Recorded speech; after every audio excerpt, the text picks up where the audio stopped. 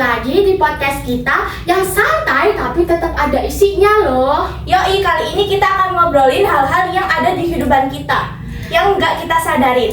Dan hari ini kita bakal bahas topik yang jujur aja semua orang pasti relate, Yaitu tentang makanan.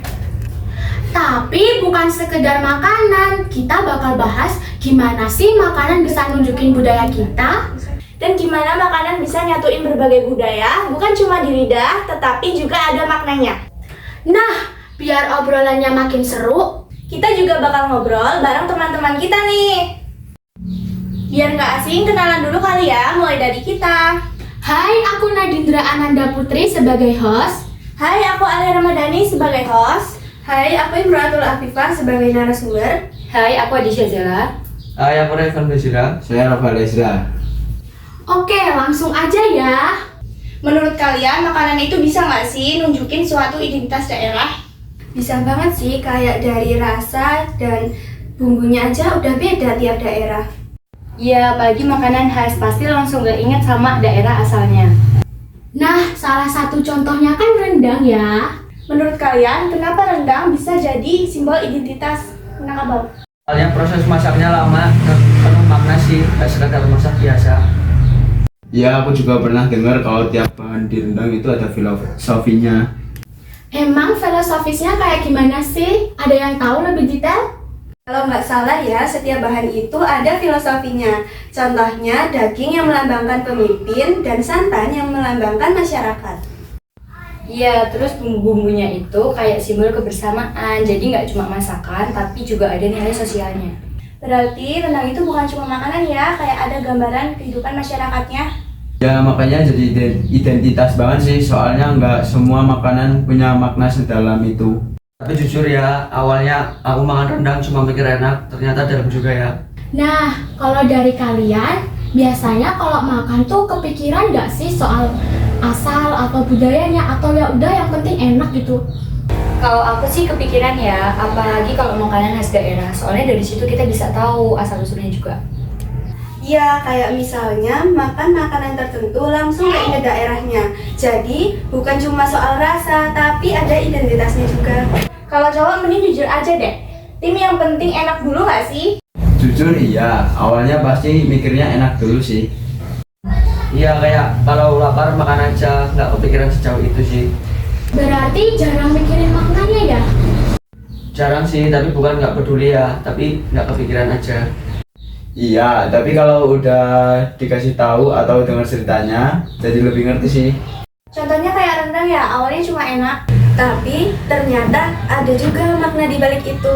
Menurut aku justru itu menarik sih. Jadi kita nggak cuma makan, tapi juga belajar budaya. Ya, jadi lebih menghargai juga karena tahu proses dan maknanya. Berarti bisa dibilang ya, kalau dari sisi cewek lebih sadar langsung ke maknanya. Kalau dari sisi cowok, mungkin rasanya dulu baru ke makna.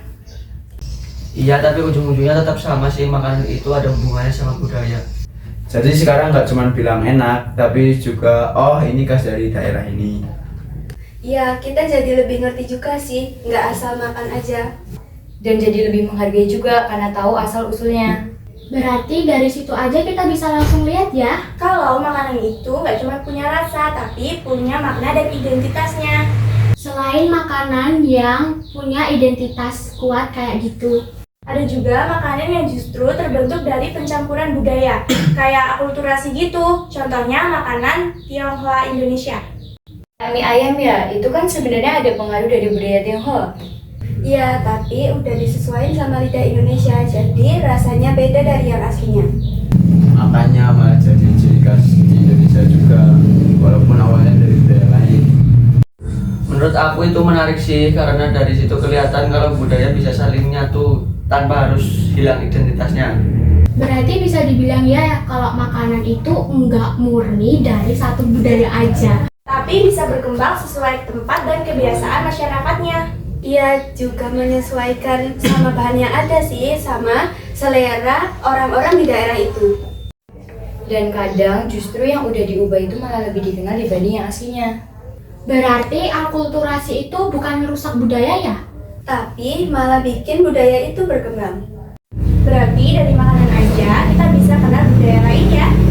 Ya, dan tanpa sadar kita lebih terbuka sama perbedaan ya. Soalnya dari makanan kita jadi tahu kalau tiap daerah punya cerita sendiri dalam mengolah sesuatu. Menurut aku itu penting sih, karena dari situ kita belajar buat lebih menghargai perbedaan budaya. Iya, jadi kita nggak langsung ngejudge ini aneh atau ini nggak cocok, tapi lebih terbuka buat nyoba. Berarti makanan itu cara paling sederhana buat ngenalin budaya ya. Iya, bahkan tanpa harus belajar teori, kita udah bisa ngerasain langsung lewat makanan. Dan menurut aku itu lebih gampang diterima sih, soalnya semua orang pasti makan. Makanya makanan itu bisa jadi penghubung karena semua orang punya pengalaman yang sama soal makan.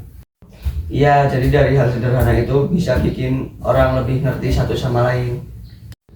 Jadi dari obrolan kita tadi, Bisa dilihat kalau makanan itu bukan cuma soal rasa. tapi juga punya identitas, makna, dan bahkan cara buat memahami budaya. Mulai dari makanan tradisional yang punya filosofi, Sampai makanan hasil kulturasi yang nunjukin kalau budaya bisa saling berbaur.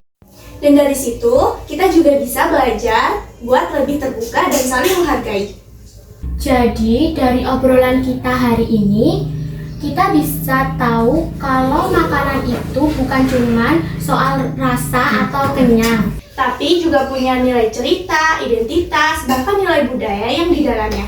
Mulai dari makanan tradisional yang punya filosofi, Sampai makanan hasil akulturasi yang nunjukin kalau budaya bisa saling berbaur tanpa harus kehilangan ciri khasnya.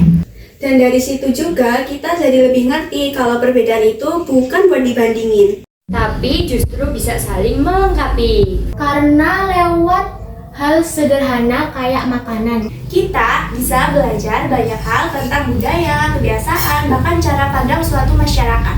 Semoga dari obrolan kita hari ini, kita jadi lebih ngehargain makanan yang kita konsumsi setiap hari. Dan juga lebih terbuka sama keberagaman budaya yang ada di sekitar kita. Oke, terima kasih teman-teman udah nemenin kita ngobrol hari ini. Dan terima kasih juga buat yang nonton. Sampai ketemu di obrolan berikutnya.